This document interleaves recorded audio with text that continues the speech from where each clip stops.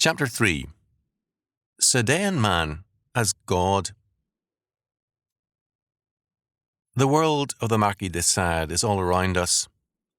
It is so powerful that a monthly such as the World and I, October 1993, devoted 46 pages to the analysis of, quote, homosexuality, new virtue or old vice. The editor, left unnamed, confronted the issue realistically, declaring, quote, the great social barrier to homosexuality is the family. As long as the family, as now understood, commands the rational and emotional assent of most people, it is hard for homosexuality to enter the mainstream of American life. End quote. Until now, the family has been the basis of civilizations. The editor considers the question of whether or not the family is ultimately biological or social, recognizes both elements, and sees its historical development as basically social. The religious, the biblical character of the family is bypassed. This is to confuse the issue. The Hebrew and Christian families have seen theirs as a God-ordained order, and homosexuality as the antithesis of this, and therefore punishable by death. Leviticus 18:22, 20:13, Deuteronomy 23:17, 1 Kings 14:24, Romans 1:24-32, etc. However, thorough analysis of this question is inadequate as long as we bypass the religious question. The Bible sees homosexuality as an offense against God's fundamental order and as the burning out of man. The translation in Romans 1:27, burned, is literally burned out. The violation of the image of God in man is so great in male and female homosexuals that it is their burning out. The editor sees the first or primary function of the family as biological, to produce children and, quote, to raise, end quote, or rear them. If science realizes the dream of Aldous Huxley's Brave New World to produce babies in a test tube, will that eliminate the family?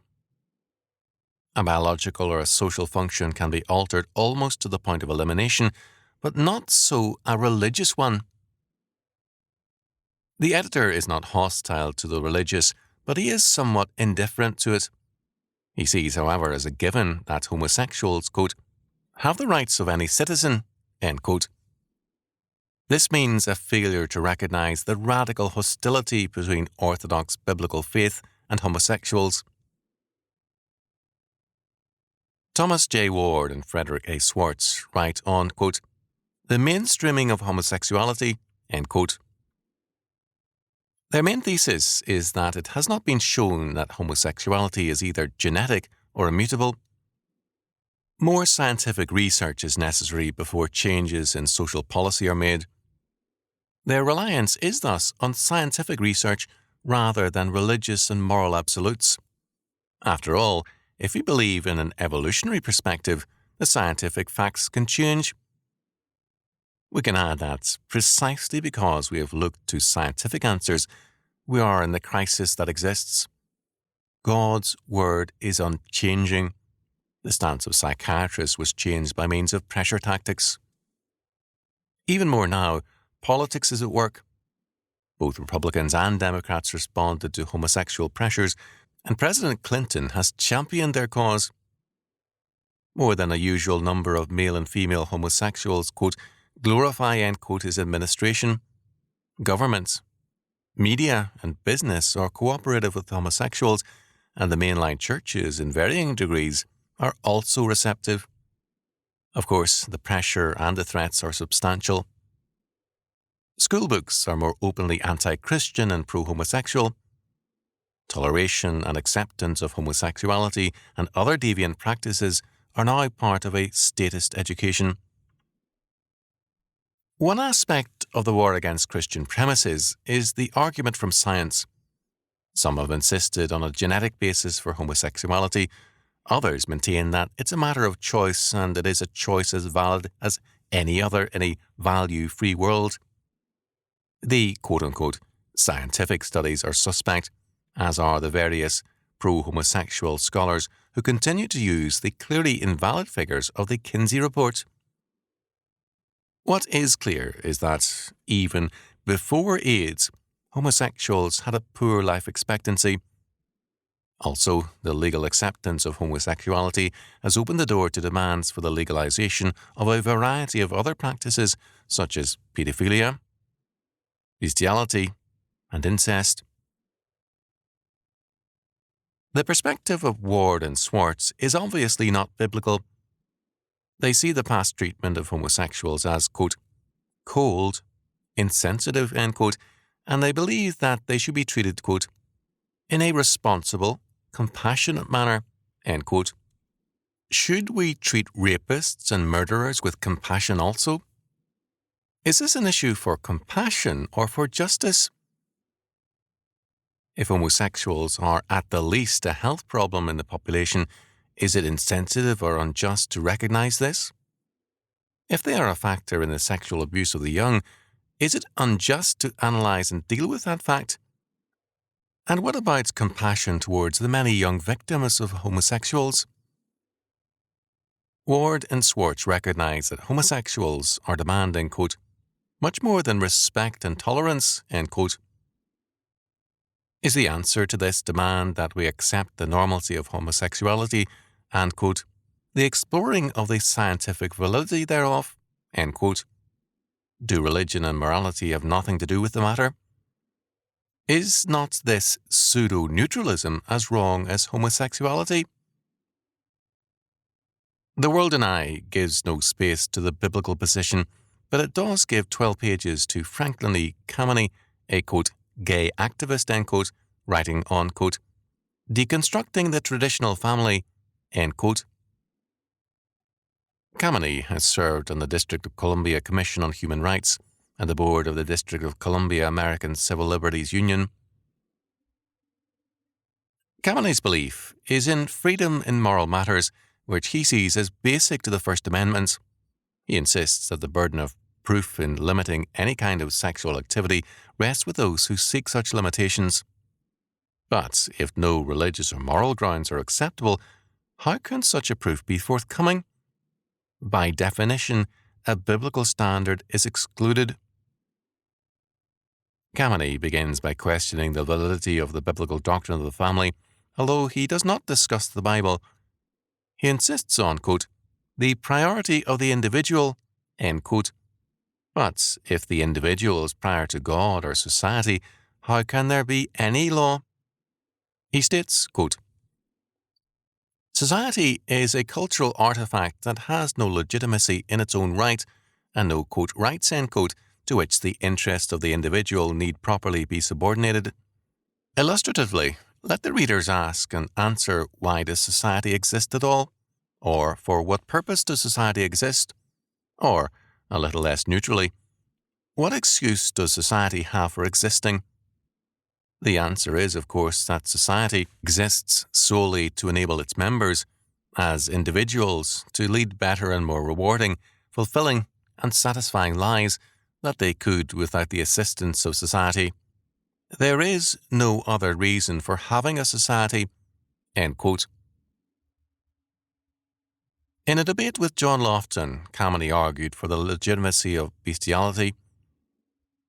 Kameny believes that society exists for the same reason as automobiles do, quote, to serve our purposes, end quote. There is thus, quote, no legitimate basis, end quote, for limiting the individual's freedom, quote. Above all, the First Amendment creates an inescapable moral relativism for our whole nation, end quote. No moral code is thus tenable. He sees our society falsely guided by the, quote, so-called Judeo-Christian religious precepts, end quote. This religious heritage cripples and binds our culture, and the obsolete, outmoded standards should be discarded, quote. Thus, the First Amendment creates an inescapable moral relativism, societal and cultural, for our nation taken as a whole.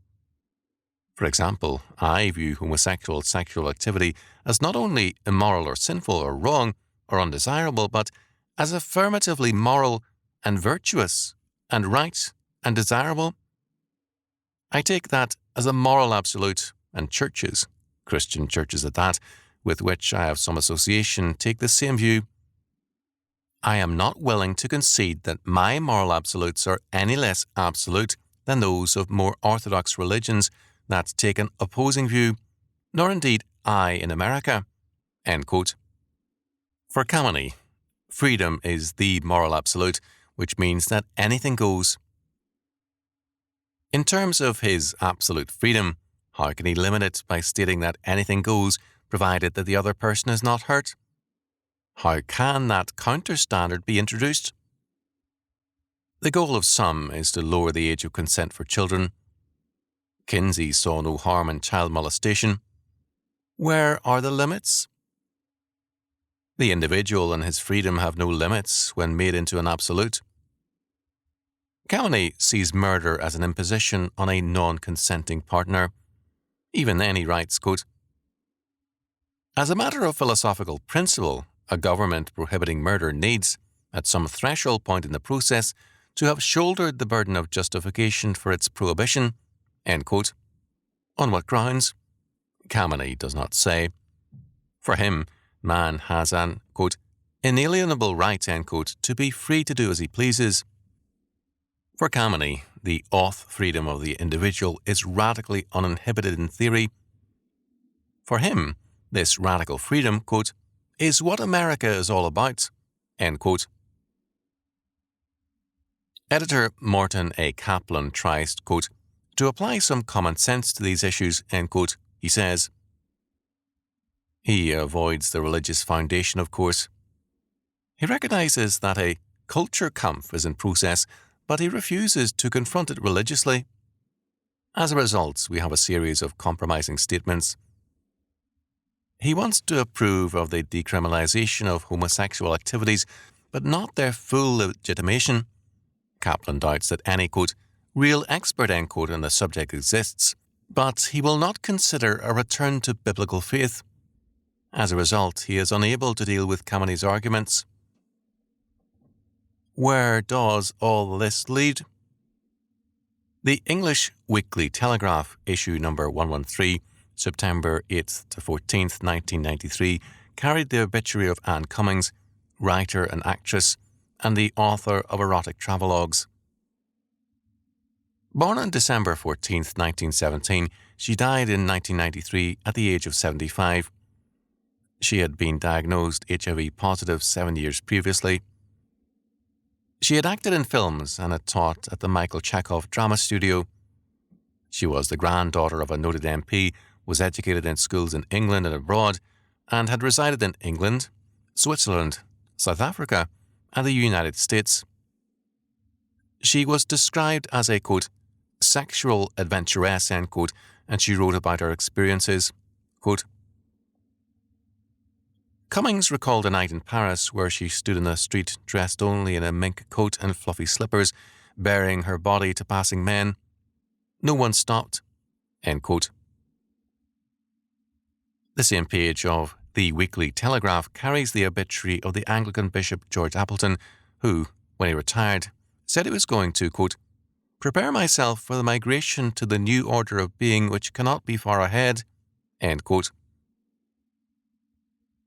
Anne Cummings and Bishop George Appleton belonged to an older generation born with the trappings of civilization clinging to them. The new barbarians share the mindless perspective. They are relativists and Sadeans. No society nor state can long exist with such barbarians in its midst. Basic to all their activity is an implicit and explicit belief that the will of the individual is the only law. No jungle is more deadly than the modern state and city. We see all around us the logic of man's fall, of Genesis 3:5, every man as his own God and law, doing that which is right in his own eyes. Judges 21:25.